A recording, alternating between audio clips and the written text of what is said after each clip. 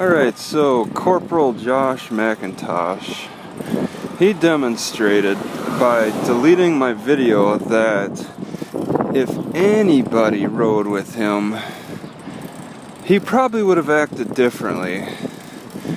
Alright, I was watching this video a few months back, TEDx talks, where a cop talked about how he felt he was very corrupt and unjust towards the public. He was angry with the public and harsh with them frequently. And he was a black guy. He said that he probably would have acted different with dealing with civilians or whatever if you had clergy riding with them. Imagine if clergy rode with the Boise County Sheriff's Dept. How different would they conduct themselves?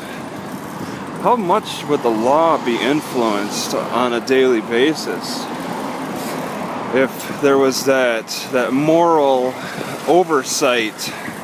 Okay, videos serve as a pretty good moral oversight.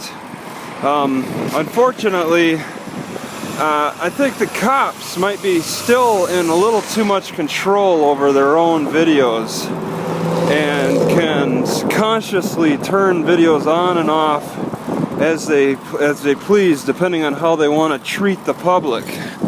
Okay, I mean, what McIntosh said in his report was that since he didn't turn on the lights, he didn't have any recordings himself. He didn't report any recordings. You know, by deleting mine, he assumed that there just were no recordings. So there was no oversight. There was no police being police themselves. Okay, and he could act as selfishly and cruel as he felt like he wanted to. Whatever his mood was that day, he could really bring it out without having to worry about repercussions, since he knew he was dealing with scum. Having clergy seems like having clergy with the riding patrol seems like a good idea on like on the concept of it, but practically it's probably not very effective, very wise, because I mean, you can't have clergy on every patrol.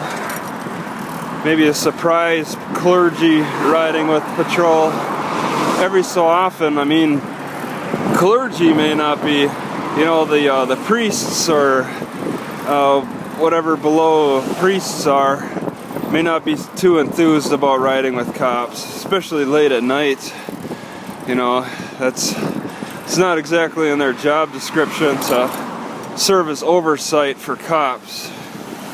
The clergy and civilian populations is different from the military. I used to hear stories about how a pastor would go out into combat with other troops. I believe he even carried a gun, and he would maybe not fight so much as just offer support to the troops in combat who went through a lot of difficulties to help them find a spirit in their lives, to help them just overcome their like whatever situation they come across, their experiences, help them overcome any traumatic experiences. Okay, because Christianity is very combat focused. I mean, you just listen to Jerry Falwell Jr. Listening to him promote Trump, and he's like, when you're on the battlefield, you know, like you got two football player teams, they'll shake hands before the game, and then when they play against each other, it's winner take all. Okay, and that's the spirit in a lot of ways of Christianity. It's what you what you kind of get from the Bible in a lot of sections. Teaches you how to deal with loss and adversity, how to overcome it. God's testing you. You just have to have patience with it all. If you lose all your family members or something, just ask for forgiveness yourself, saying that God is testing you and all that. But you're also promoting that spirit with other people, and you can promote it with combat in a way in the military. But it tries to teach being fair as well, and that's the thing. I don't feel that the cops were fair with me, but I have to deal with their decision, as unjust as it seemed. That's the reason they have Bibles in jail, is to teach you how to morally deal with this what you feel is an unjust process.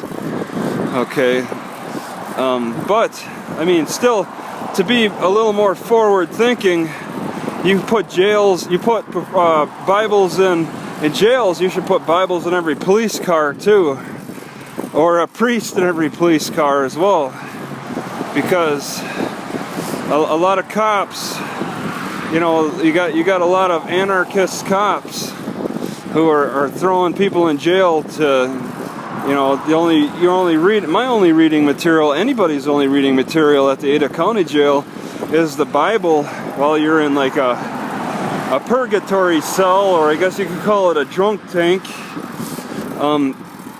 But the cops have you thrown in jail where your only reading material is the Bible.